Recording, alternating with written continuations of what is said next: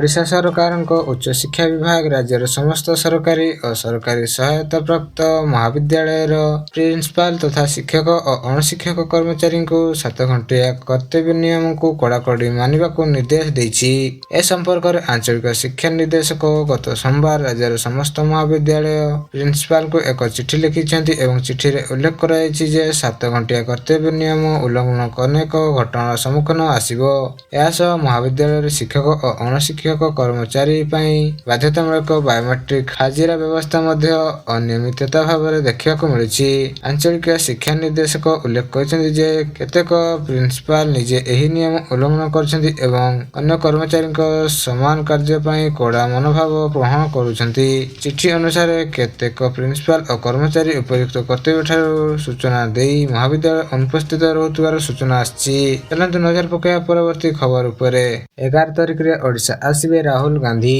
ଏନେଇ ସୂଚନା ଦେଲେ ପିସିସି ସଭାପତି ଭକ୍ତଚରଣ ଦାସ। ପୂର୍ବରୁ ଜୁଲାଇ 9 ତାରିଖରେ ରାହୁଲ ଗାନ୍ଧୀ ଓଡ଼ିଶା ଆସିବେ ବୋଲି କୁହାଯାଉଥିବା ବେଳେ କିନ୍ତୁ ବର୍ତ୍ତମାନ ଏହା ତାରିଖ ପରିବର୍ତ୍ତନ କରି 11 ଜୁଲାଇ ଆସୁଛନ୍ତି ବୋଲି କୁହାଯାଇଛି। ଏହା ସହିତ ରାହୁଲଙ୍କ ସହ କଂଗ୍ରେସ ଦଳର ଅଧ୍ୟକ୍ଷ ମଲ୍ଲିକାର୍ଜୁନ ଖାରଗେ ମଧ୍ୟ ଓଡ଼ିଶା ଗସ୍ତ କରିପାରନ୍ତି ବୋଲି କୁହାଯିବା ସହିତ ଭୁବନେଶ୍ୱରରେ କଂଗ୍ରେସ ତରଫରୁ ହେବାକୁ ଯାଉଥିବା ବଡ଼ ସମାବେଶ ଯେଉଁଥିରେ ସାମିଲ ହେବେ ରାହୁଲ ଗାନ୍ଧୀ ଓ ଦଳୀୟ ଅଧ୍ୟକ୍ଷ। ଚାଲନ୍ତୁ ନଜର ପକାଇବା ପରବର୍ତ୍ତୀ ଖବର ଉପରେ। ଆସନ୍ତା 5 ତାରିଖ ପର୍ଯ୍ୟନ୍ତ ରାଜ୍ୟରେ ପ୍ରବଳ ବର୍ଷା ସମ୍ଭାବନା। ଲଘୁଚାପ ପ୍ରଭାବରେ ଘଡ଼ଘଡ଼ି ସହିତ ପ୍ରବଳରୁ ଅତି ପ୍ରବଳ ବର୍ଷା ହେବାର ସମ୍ଭାବନା ରହିଛି। ଗତକାଲି ସୁନ୍ଦରଗଡ଼, ଝାରସୁଗୁଡ଼ା ଓ ସମ୍ବଲପୁର ଜିଲ୍ଲାକୁ ଅରେଞ୍ଜ ୱାର୍ଣ୍ଣିଂ ଜାରି ହୋଇଥିବା ବେଳେ ଆଜି ମତ୍ସ୍ୟଜୀବୀମାନଙ୍କୁ ସମୁଦ୍ର ଯିବାକୁ ମନା କରାଯାଇଛି। ଲଘୁଚାପ ପ୍ରଭାବରେ ଘଡ଼ଘଡ଼ି ସହ ପ୍ରବଳରୁ ଅତି ପ୍ରବଳ ବର୍ଷା ସମ୍ଭାବନା ନେଇ ପାଣିପାଗ ବିଭାଗ ପକ୍ଷରୁ ସୂଚନା ଜାରି ହୋଇଥିବା ବେଳେ ମଙ୍ଗଳବାର ସୁନ୍ଦରଗଡ଼, ଝାରସୁଗୁଡ଼ା ଓ ସମ୍ବଲପୁର ଜିଲ୍ଲାକୁ ଅରେଞ୍ଜ ୱାର୍ଣ୍ଣିଂ ଜାରି କରାଯାଇଥିଲା। ବୁଧବାର ଅର୍ଥାତ୍ ଆଜି ମତ୍ସ୍ୟଜୀବୀଙ୍କୁ ସମୁଦ୍ର ଯିବାକୁ ମନା କରିବା ସହିତ ଉତ୍ତର ପଶ୍ଚିମ ବଙ୍ଗୋପସାଗର ସହ ପଶ୍ଚିମ ଏବଂ ବାଂଲାଦେଶ ଉପକୂଳରେ ଲଘୁଚାପ କ୍ଷେତ୍ର ସୃଷ୍ଟି ହୋଇଛି ବୋଲି ସୂଚନା ଆସିଛି। ଏହାର ପ୍ରଭାବରେ ରାଜ୍ୟରେ 4 ତାରିଖ ଯାଏଁ ପ୍ରବଳରୁ ଅତି ପ୍ରବଳ ବର୍ଷା ହେବା ନେଇ ପାଣିପାଗ ବିଭାଗ ପକ୍ଷରୁ ଗତ ସୋମବାର ସତର୍କ ସୂଚନା ଜାରି କରାଯାଇଥିଲା। ଅତି ପ୍ରବଳ ବର୍ଷା ପାଇଁ ସୁନ୍ଦରଗଡ଼, ଝାରସୁଗୁଡ଼ା ଏବଂ ସମ୍ବଲପୁର ଏହି 3ଟି ଜିଲ୍ଲାକୁ ଅରେଞ୍ଜ ୱାର୍ଣ୍ଣିଂ ଜାରି କରାଯାଇଥିବା ବେଳେ ପ୍ରବଳ ବର୍ଷା ନେଇ ମୟୂରଭଞ୍ଜ, କେନ୍ଦୁଝର, ବରଗଡ଼, ସୁବର୍ଣ୍ଣପୁର, ଅନୁଗୁଳ ଏବଂ ଦେବଗଡ଼ ଏହି 6ଟି ଜିଲ୍ଲାକୁ ୟେଲୋ ୱାର୍ଣ୍ଣିଂ ଜାରି କରିଛି ପାଣିପାଗ ବିଭାଗ। ଚାଲନ୍ତୁ ନଜର ପକାଇବା ପରବର୍ତ୍ତୀ ଖବର ଉପରେ। ଶଶୀ ଥରୁରଙ୍କ ବିଜେପି ଯୋଗ ଜନ୍ମାଇଲା ଜୋରଦାର ଚର୍ଚ୍ଚା। ନିଶିକାନ୍ତ ଦୁବେ କଲେ ପ୍ରତିକ୍ରିୟା। ଶଶୀ ଥରୁରଙ୍କ ଭାରତୀୟ ଜନତା ପାର୍ଟି ବିଜେପିରେ ଯୋଗ ନେଇ ରାଜନୈତିକ ମହଲରେ ଚର୍ଚ୍ଚାର ଅନୁମାନ ଚରମ ସୀମାରେ ପହଞ୍ଚିଛି।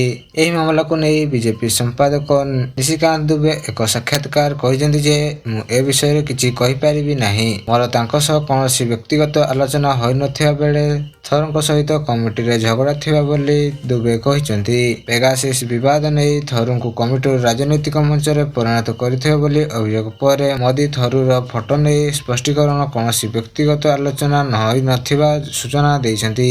ଚାଲନ୍ତୁ ନଜର ପକାଇବା ପରବର୍ତ୍ତୀ ଖବର ଉପରେ। ପୁରୀରେ ପ୍ରଶାସନିକ ସ୍ତରରେ ଅଦଳାବଦଳି ପରେ ମୁଖ୍ୟମନ୍ତ୍ରୀ ମୋହନ ଚରଣ ମାଝୀଙ୍କ ସମୀକ୍ଷା ହୋଇଛି। ପୁରୀରେ ପହଞ୍ଚି ରଥଯାତ୍ରାକୁ ତ୍ରୁଟି ଶୂନ୍ୟ କରିବାକୁ ବୈଠକ କରିଛନ୍ତି ମୁଖ୍ୟମନ୍ତ୍ରୀ ମୋହନ ଚରଣ ମାଝୀ।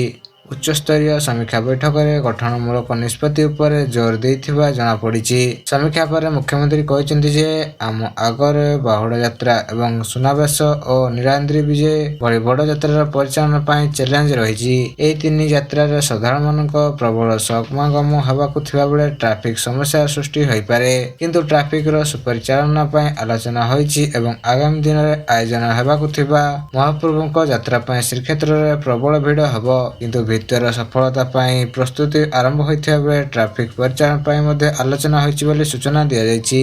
ଭୁବନେଶ୍ୱରରୁ ପୁରୀ ଓ କୋଣାର୍କ ପୁରୀ ରାସ୍ତାକୁ ଅଧିକ ଗୁରୁତ୍ୱ ଦିଆଯିବା ସହିତ ଏହି 2ଟି ରାସ୍ତାରେ ପ୍ରବଳ ଭିଡ଼ ରହିବା ସମ୍ଭାବନା ରହିଛି।